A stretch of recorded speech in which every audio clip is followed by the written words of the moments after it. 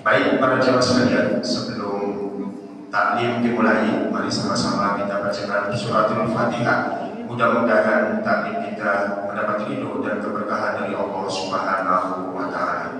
Ala hadiniyah wa niyatus sholihah li ridwanillahi ta'ala. Al-Fatihah.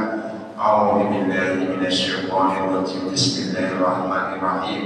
Alhamdulillahirabbil alamin. Ar-Rahmanir Rahim. Maliki yaumiddin. Iyyaka na'budu wa iyyaka nasta'in. Ihdinas siratal mustaqim. Shiratal ladzina an'amta 'alaihim ghairil maghdubi 'alaihim waladdallin. Amin. Fatihah yang kedua sama-sama kita bacakan kepada para donatur, para dermawan yang telah menginfakkan rezekinya untuk kemakmuran Masjid Nurul Ilmi. Mari sama-sama kita bacakan surat Al-Fatihah. Mudah-mudahan para donatur, para dermawan selalu diringankan langkahnya, selalu dimudahkan dalam usahanya, dan selalu tambah rezekinya, dan selalu disunkan badannya. Al-Hadiyah wa niyatus sholihah li ridwanillahi ta'ala. Al-Fatihah.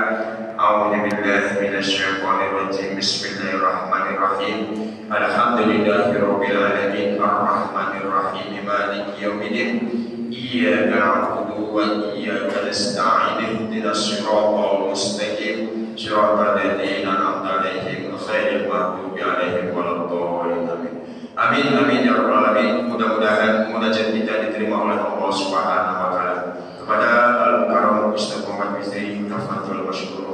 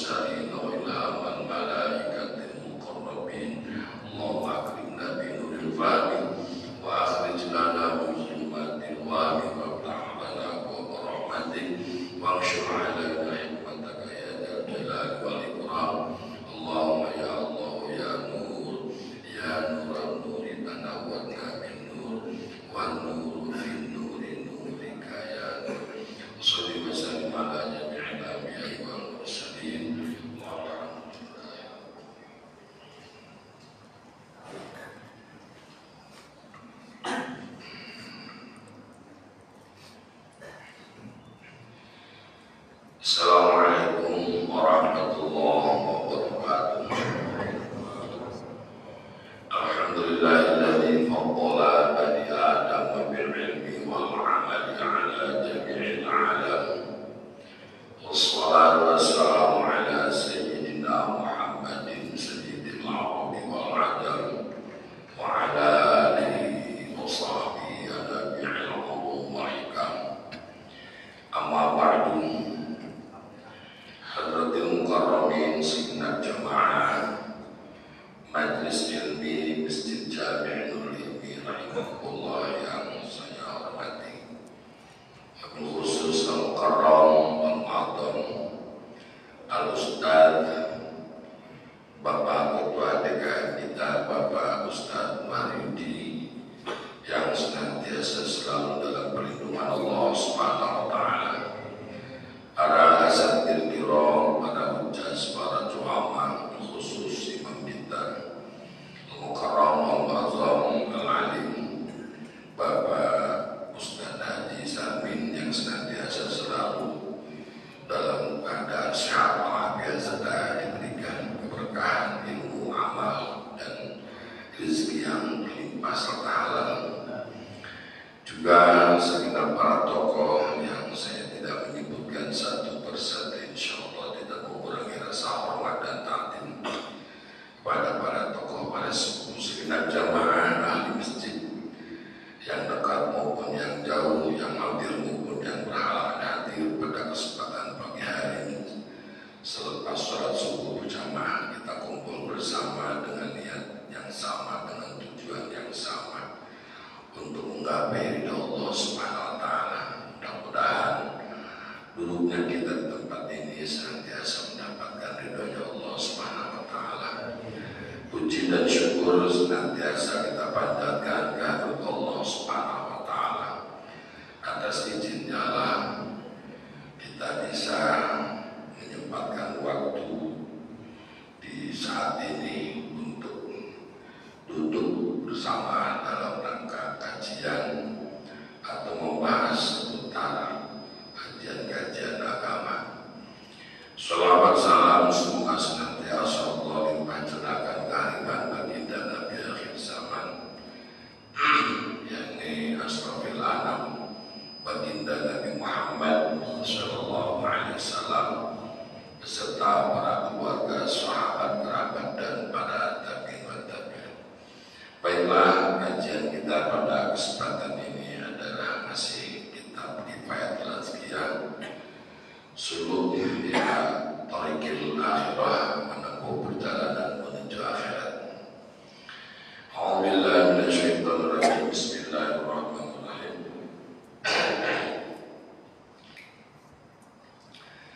Taqwal ilahi mada rukul li sa'adatin wa tiba'uha wa rasul syarril habaila.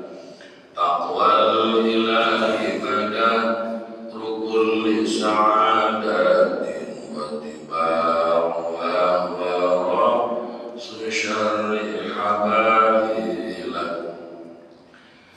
Taqwal ilahi, adapun takwa kepada Allah, madarul sa'adatin adalah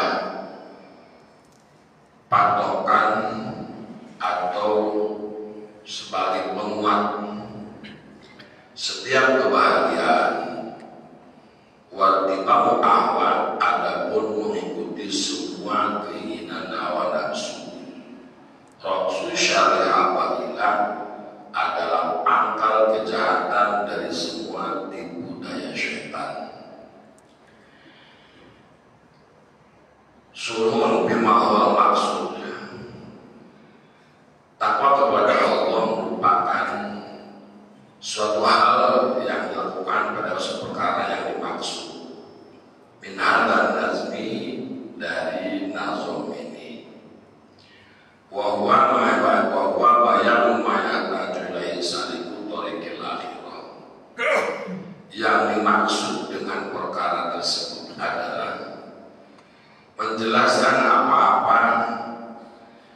yang dibutuhkan terhadap sesuatu oleh orang yang menempuh perjalanan akhirat. Mubtadi'an bil aslil jami' li khairi dunya wal akhirah. Takwa tersebut yang diawali dengan hal yang pokok yang dapat mengumpulkan kebaikan dunia dan kebaikan akhirat. Wa takwa, hal tersebut itulah yang dimaksud dengan takwa. Wa ibaratun an intisali awamirillah, dan adapun takwa tersebut yang dapat mengumpulkan kebaikan dunia dan akhirat adalah satu ibarat an intisali awamirillah, dari melaksanakan semua perintah Allah, wajtinabu nawahi, dan menjauhi dari semua larangan-larangan Allah, zahiran wa batinan, luar dan dalam, ma'astish'ari ta'dim, serta memberi penjelasan tentang keagungan lillah akan zat Allah, wal haibati wal khasyah wal rahbah, juga istis'al takdim, istis'al haibah, memberi penjelasan atau penerangan tentang rasa takut kepada Allah Subhanahu wa taala. Qala ba'duhum, telah berkata sebagian ulama sufi, at-taqwa, adapun takwa, ayat taqiyal abdu ma siwahu ta'ala, hendaklah seorang hamba menjaga tentang sesuatu selain daripada Allah Ta'ala. Wa qala ba'duhum, juga sebagian ulama telah berkata, man aroda an tasihha lahu taqwa falyatrukin dzunuba kullaha, barang siapa yang menginginkan agar sah baginya takwa, maka hendaklah dia meninggalkan semua dosa secara keseluruhan. Hadirin yang dirahmati Allah Subhanahu wa taala,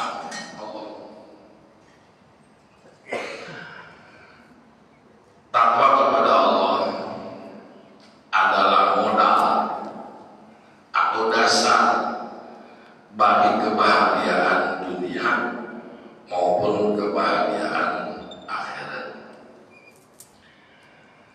Dan sebaliknya, mengikuti hawa nafsu adalah pokok atau pangkal kejahatan dari semua tipu daya syaitan.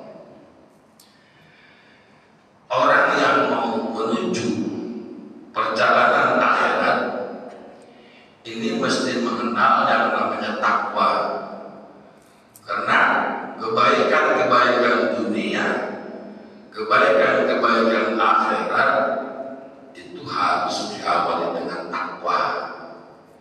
Tanpa takwa, bagaimana mungkin orang bisa mendapat bahagia dunia, bahagia akhirat? Sa'idun fid dunya, sa'idun fil akhirah, bahagia di dunia dan bahagia di akhirat. Kalau orang yang ingin bahagia dunia akhirat, yang menjadi acuannya adalah hawa nafsunya, maka tak akan pernah orang menjadi hamba Allah kalau masih dia selalu mengabdi kepada hawa nafsunya. Maka bukan abid Allah, berarti abid hawa nafsu. Oleh karenanya, kalau orang sudah menjadi abid hawa nafsu, maka Allah mengutus kepada syaitan untuk menemaninya, karena salah satu jembatan yang paling mudah untuk setan masuk ke dalam hati kita adalah hawa nafsu. Makanya amaman toho wa asal hayat dunia fa inna daimahiyal, maka itu salah satu bentuk orang yang mengikuti hawa nafsu.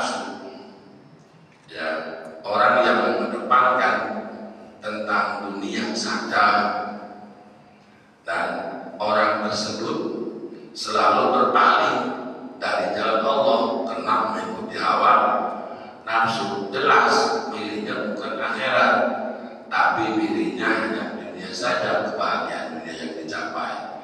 Maka tempat halal bagi dia adalah neraka jahannam. Lalu seperti apa tuh nafsu? Ya, yang ada dalam diri kita itu sangat sulit sekali untuk diketahui. Nafsu itu adalah bagian daripada cobaan kita. Ada 4 sebenarnya cobaan hidup kita di dunia. Satu adalah nafsu kita sendiri. Yang kedua adalah dunia. Yang ketiga adalah syaitan. Yang keempat adalah makhluk. Semua itu kalau diikuti akan menjauhkan kita dari Allah Subhanahu wa Ta'ala. Walaupun itu makhluk. Contoh kecil, kita mau sholat berjamaah, tiba-tiba ada tamu, assalamualaikum, salam. Mau kemana Pak? Mau ke masjid. Bentar-bentar Pak, petit banget. Akhirnya ngobrol. Udah ngobrol lama tuh. Akhirnya sholat berjamaah ketinggalan. Ngobrol ngalir gitu. Nah, kalau itu makhluk berupa manusia, terbentuk manusia, dapat menyibukkan kita jauh dari Allah, itu salah satu bentuk adalah ujian buat kita. Apalagi dunia, yang namanya dunia walaupun kecil itu dapat melupakan kita kepada Allah. Apalagi syaitan yang sudah jelas kandung mubin, musuh yang nyata. Tambah lagi musuh dalam selimut, hawa nafsu. Hancur sudah kita, depan, belakang, kiri, kanan. Mereka selalu menggerogoti kita. Bagaimana caranya kita mengalahkannya?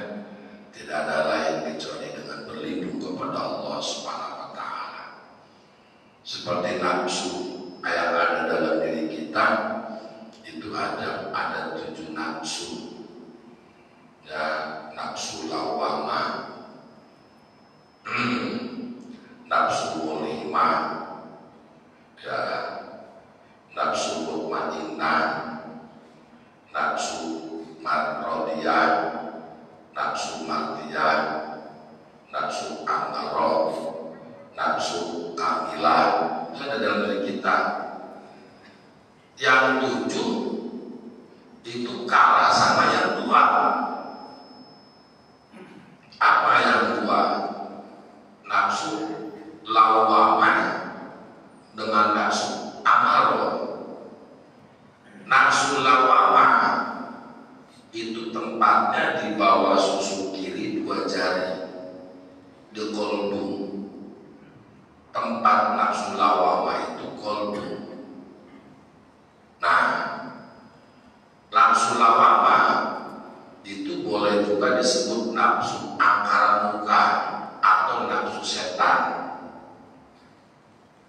Bala tentaranya adalah ujub, kibir, gibah, hasad, sum'ah, gorod atau gorod ila akhirat dunia, kemudian riya, godok, hikat.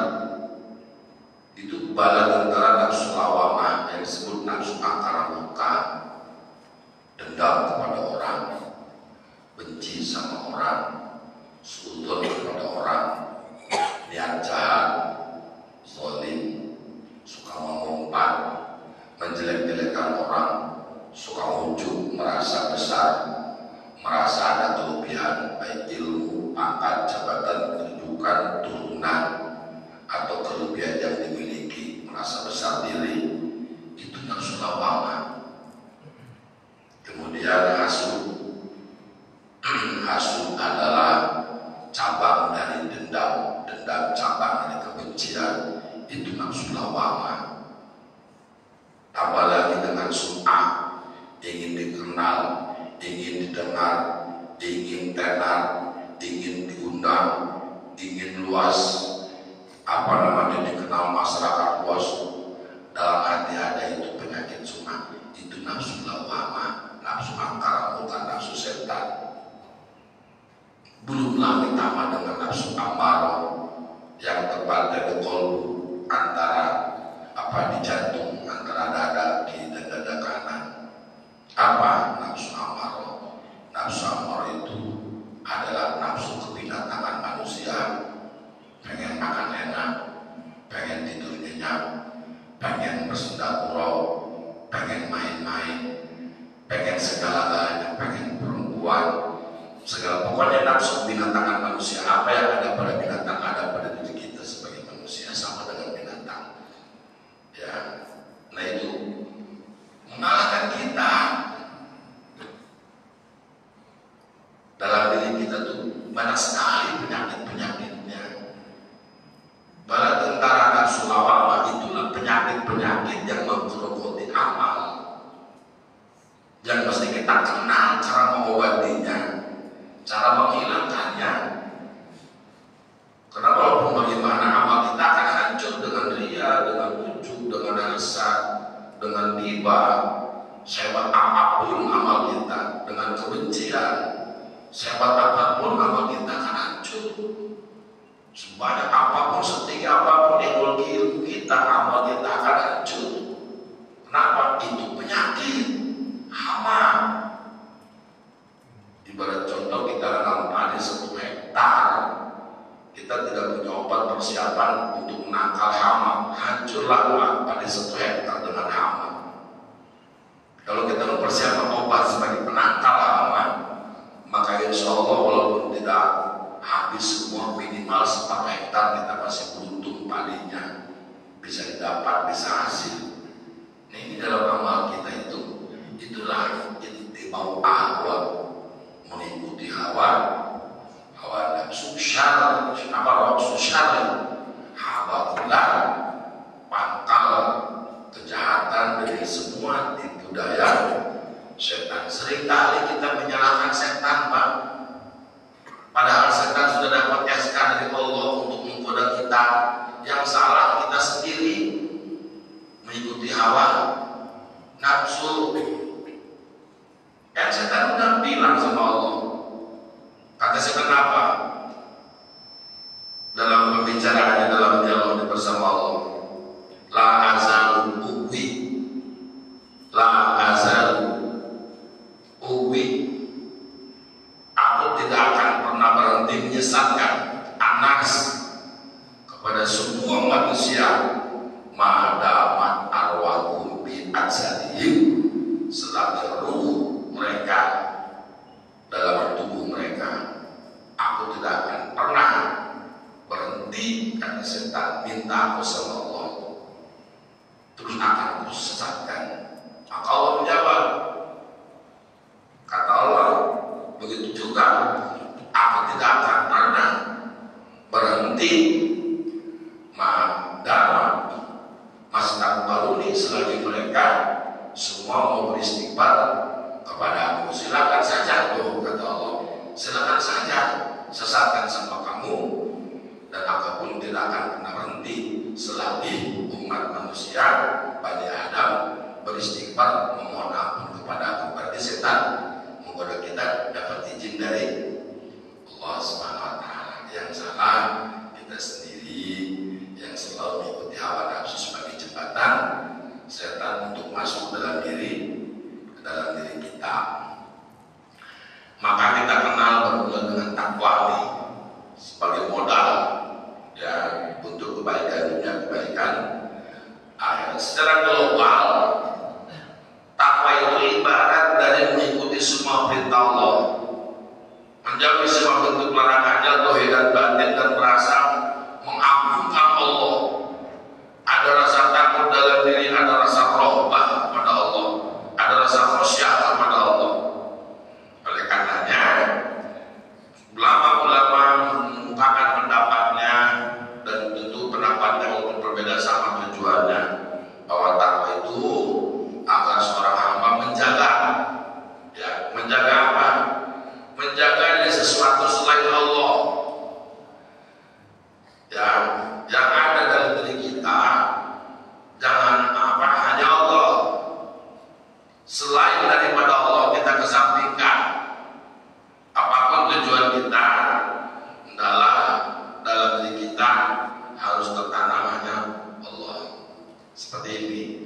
la mawjuda illallah. Kita semua duduk di sini, semua diadakan hanya karena Allah, diadakan oleh Allah. La maqsuda illallah. Tidak ada tujuan kita di sini kecuali ingin mendapat ridhonya Allah. La ma'buda illallah. Tidak ada kumpulnya kita di sini tujuannya cuma ibadah kepada Allah. La ma'buda illallah.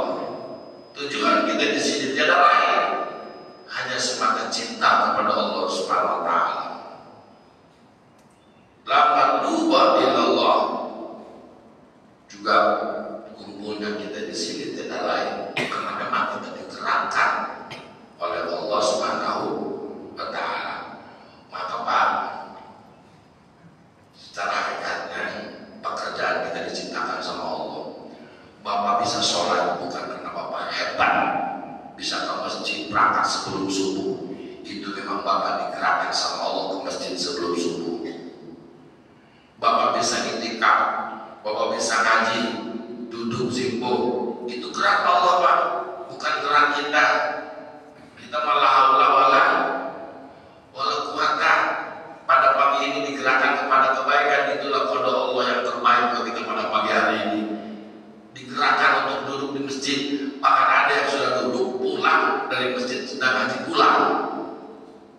Bayangin kalau Bapak, Allah kalau udah berkehendak kepada kebaikan, dikasih duduk pagi ini di masjid itikaf ngaji bareng. Allah gak berkenan tiba-tiba lagi ngaji pulang ke rumah kamu ngaji. Itu gerak Allah Pak. Gerak Allah dalam hati kita itu, keinginan Allah. Maka dalam ibadah kita mestinya hilangkan tuh pengen surga, hilangkan pengen pahala, hilangkan pengen berkah hidup, hilangkan pengen banyak harta, hilangkan cari derajat tinggi, hilangkan ingin dibesarkan Allah. Tertanam dalam hati mestinya semata karena ridhonya Allah Subhanahu wa taala, bukan karena surganya, bukan karena pahalanya, tapi karena ridhonya. Ayat nakil abdu masya Allah, hanya Allah yang ada dalam hati kita. Kalau sudah mendapat ridhonya Allah, jangankan surga, neraka pun jadi dapat sama kita, tapi dapat ridho Allah, maka kita tidak akan pernah mendapat menemui yang namanya api neraka, karena masuk nerakanya mendapat ridho Allah. Itu intinya, walaupun neraka tapi dapat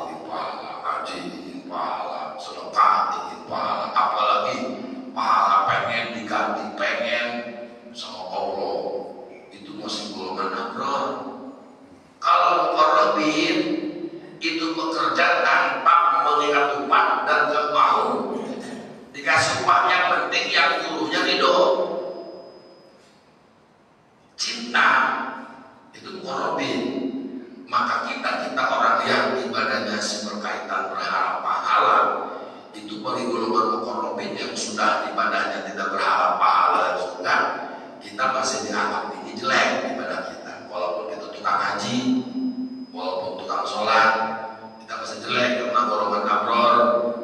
Ibadah kita ingin mendapatkan pahala. Maka golongan muqarrabin sudah tidak mendapatkan apa-apa, tidak berharap, selalu dekat kepada Allah, mengikuti perintah Allah, melaksanakan perintah Allah, tidak berharap apa-apa, terserah Allah saja. Maka Allah akan semakin cinta kepada golongan itu. Mudah-mudahan ibadah kita di hari ke hari, minggu ke bulan ke tahun ada peningkatan dalam ilmu dan amal. Mudah-mudahan ada peningkatan dalam ilmu dan amal, jangan sampai jalan di tempat. Itu ibadah kita. Ada inovasi lah dalam ibadah kita. Ya.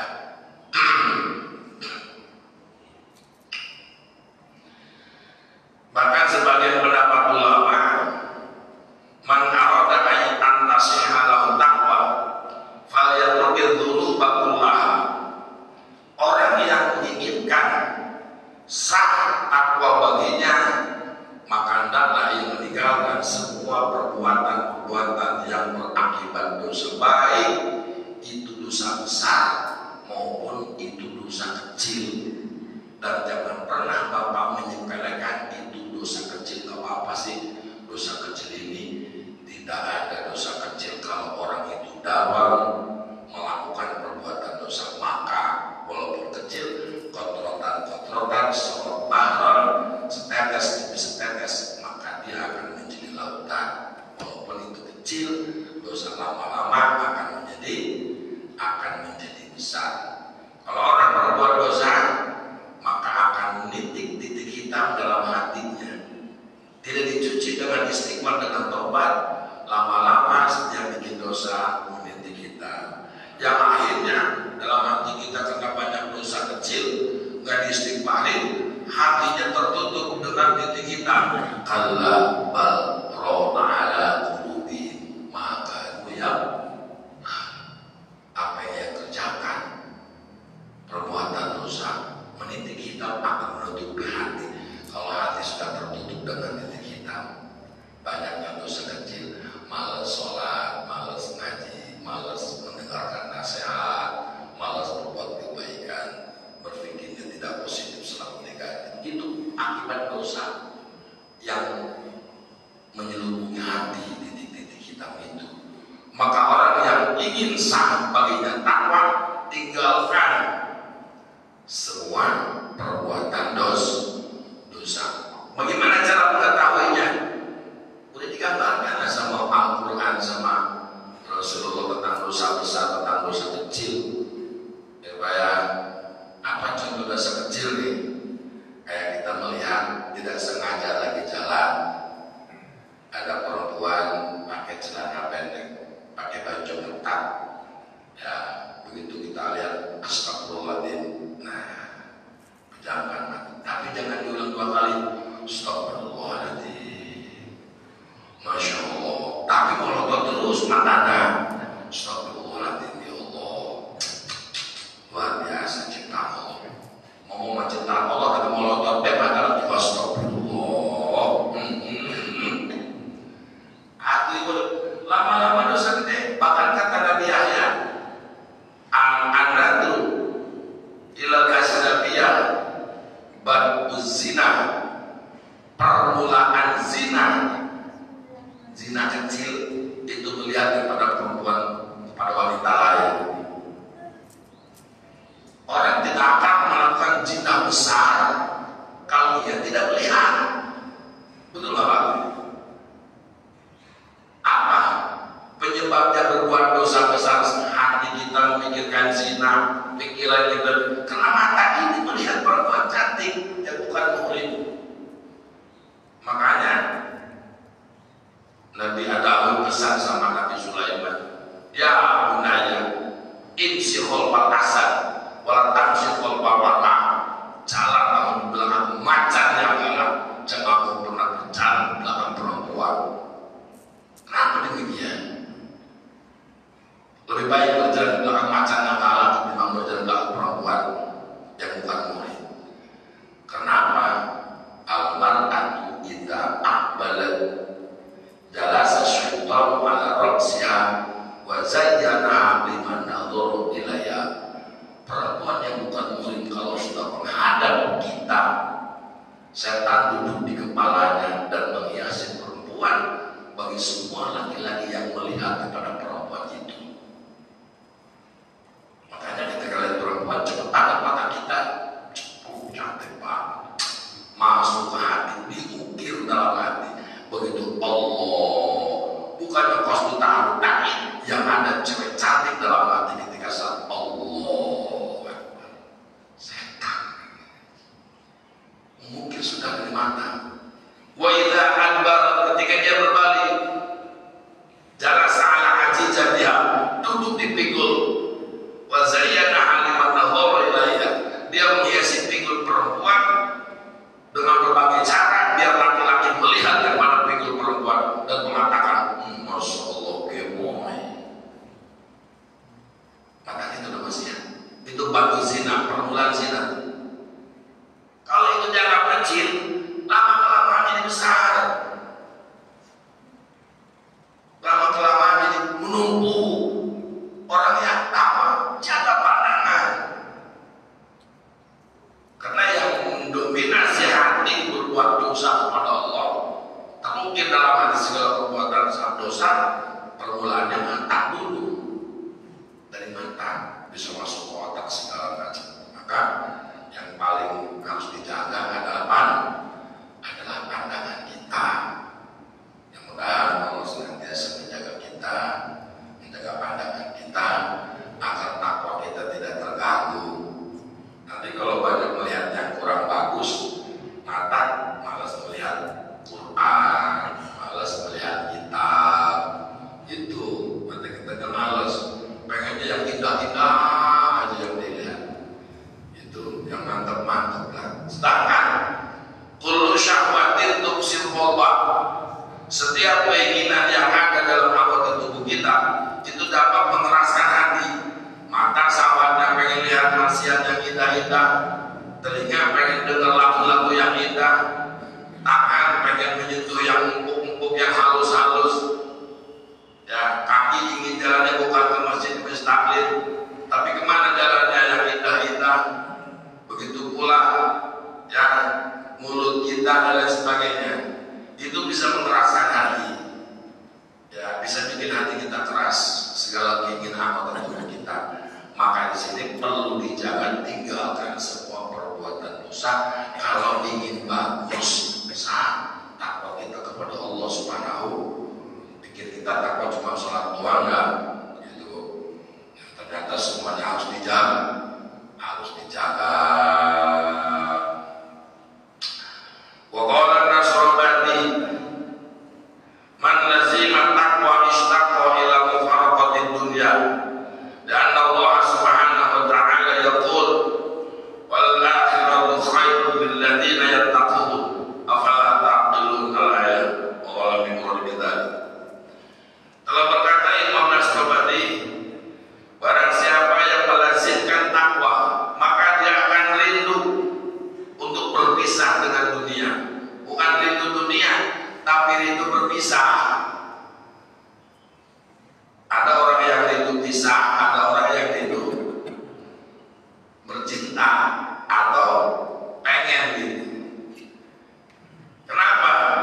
Karena Allah sudah berfirman di dalam ayatnya, walal akhirah khairun, dan adapun akhirat itu yang terbaik lilladzina yattaqun, bagi mereka orang-orang yang takwa. Afala taqilun, apakah maka kalian tidak berpikir? Itu kata Allah. Maka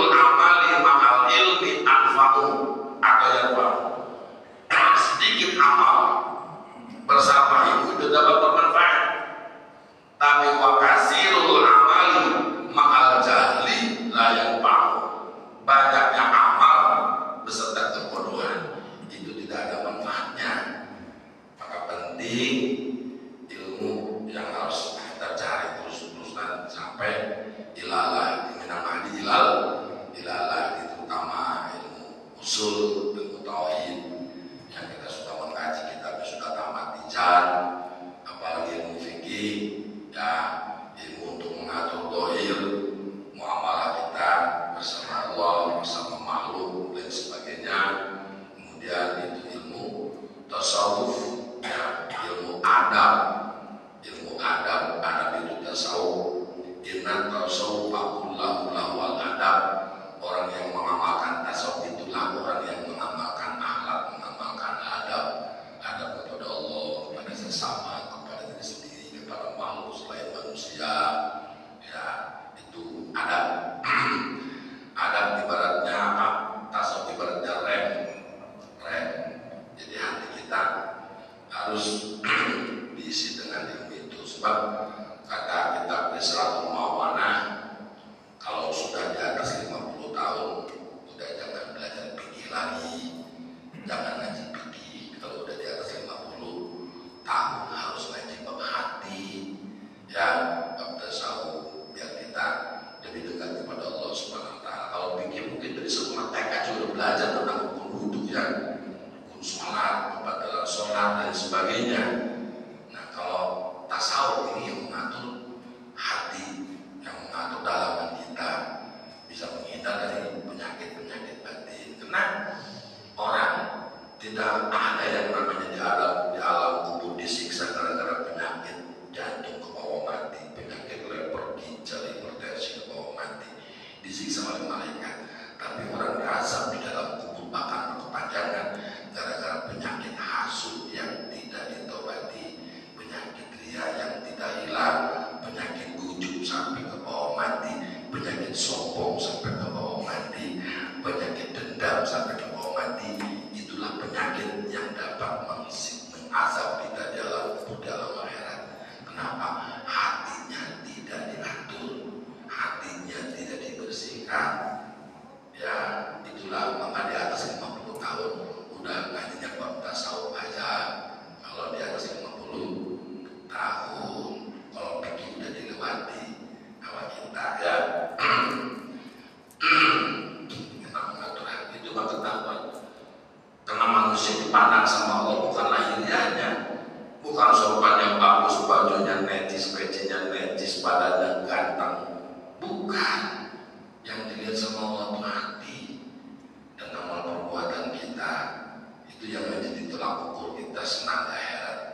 Bagaimana hati kita jadi itu di dunia. Sedangkan kita nggak tahu, Pak. Ya, malaikat saja masih tertipu dengan amal kita. Malaikat kalau katibin, rokib atid masih tertipu dengan amal kita. Kata Allah, salatnya, ngajinya, puasanya, malaikat itu bagus banget amal orang ini, bagus banget, bawa lapar kepada Allah. Apa kata Allah? Kamu masih tertipu? Kamu tahu nggak hatinya? Di dalam hatinya ada tujuan selain daripada aku.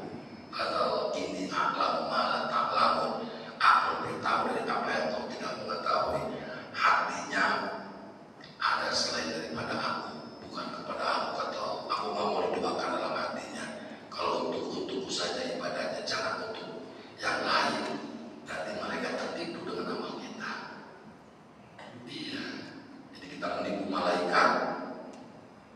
Malaikat nanya, jangan pernah ada dalam hati kita selain daripada Allah Subhanahu wa taala. Ya, makanya banyak-banyak berzikir, ya Pak. Ya, zikir la ilaha illallah jangan pernah diabaikan tiap waktu. Minimal 165 la ilaha illallah itu aja. Ya, tidak salah kalau nggak ada yang membimbing dibaca sebanyak-banyaknya. Karena bisa mengurangi kotor hati. Ya, ibarat akuarium itu airnya putih, Pak. Ikan nggak kelihatan, batu-batu kecil berwarna nggak kelihatan, tumbuh-tumbuhan di dalamnya nggak kelihatan, airnya putih. Bagaimana biar kelihatan? Jangan pernah berhenti ditambah dengan air jernih dari talang, dari ladang, terus-menerus apa dengan air lama kelamaan yang kotor akan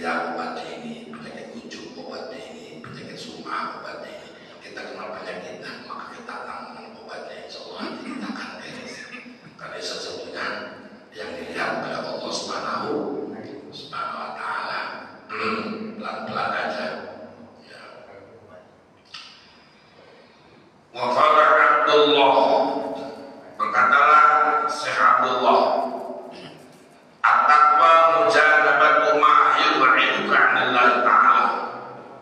Takwa itu adalah menjauhi apa-apa yang dapat menjauhkanmu dari Allah. Ini takwa, pengertiannya banyak. Menjauhi, menghindar dari sesuatu yang dapat menjauhkanmu dari Allah. Kalau sesuatu menjauhkan kita dengan Allah, hindari itu. Banyak kan? Banyak. Ya ayyuhalladzina amanu la tulhikum amwalukum wala auladukum an dzikrillah wa may yaf'al dzalika fa ulaika humul khasirun. Itu kata Allah. Diingatkan, dikasih tahu, wahai orang yang beriman, jangan pernah disia-siakan oleh harta-hartamu dan anak-anakmu. Jauh dari mengingat Allah. Gara-gara cucu ngaji ketinggalan, gara-gara cucu sholat berjamaah ketinggalan, gara-gara harta sholat sampai apa, ke masjid sampai apa, ngaji sampai apa, gara-gara harta. Wa may yaf'al dzalik, barang siapa yang mengerjakan yang demikian, faulaika humul khasirun, maka mereka itu termasuk orang-orang yang rugi. Maka dengan takwa jauhi apa-apa yang bikin kita jauh daripada Allah Subhanahu wa taala. Pelan-pelan, yang mesti harus spontan, pelan-pelan gitu kayak pelan-pelan apa-apa kita tapaduri sekiranya menjauhkan kita dengan Allah, dari mengingat Allah, hindari pelan-pelan. Orang yang ngajak ngobrol nggak ada ujungnya kongres, ngomongnya beres-beres, ujung-ujung ngaji kagak berjamaah, tinggal itu kongres. Lucu, kok nggak beres, ngapain juga? Minus di Islamil mar'i tarku ma la yakni, bagusnya Islam seseorang tinggalkan sesuatu yang tidak bermanfaat, apalagi meminta waktu itu umur kita, Pak. Waktu umur kita, kalau kita menyanyikan waktu berarti kita menyanyikan umur. Kalau kita memanfaatkan waktu berarti kita sedang memanfaatkan umur ibadah kepada Allah SWT. Sedangkan waktu terus berjalan, terus tak akan pernah kembali. Jadi umur kita berkurang. Amal bukan bertambah, tapi yang bertambah adalah dosa. Terus kalau lain sadar, tambah parah. Itu ngeri, ya Pak ya. Qala ba'dhum at-taqwa 'amalun bi ta'atillah ala nurin min Allah wa khawfatan 'iqabillah. Sebagian ulama mengatakan takwa adalah satu perbuatan dengan mengerjakan taat kepada Allah atas cahaya dari Allah karena rasa takut siksaan Allah Subhanahu wa taala. Ini sebagian pendapat ulama lain. Takwa adalah amal taat kepada Allah. Ada rahasia nur, cahaya dari Allah, sehingga ada sedikit merasakan takut kepada asal Allah SWT. Maka tentu dalam ibadah kita ada level-levelnya, ada kelas-kelasnya. Apakah kita mau mengambil level kelas 1 atau kelas 2 atau kelas 3 dalam ibadah? Level kelas 1 ikhlasnya, tingkatan ikhlasnya karena yang lain. Lalu komik sawab, bukan karena itu pahala. Walal harap yang iqab, bukan karena takut dari siksa, tapi semata liwajillah. Yang kedua, ibadah kita berharap surga dan pahala, itu ikhlas. Yang nomor 2, surga dan pahala, masih bagus.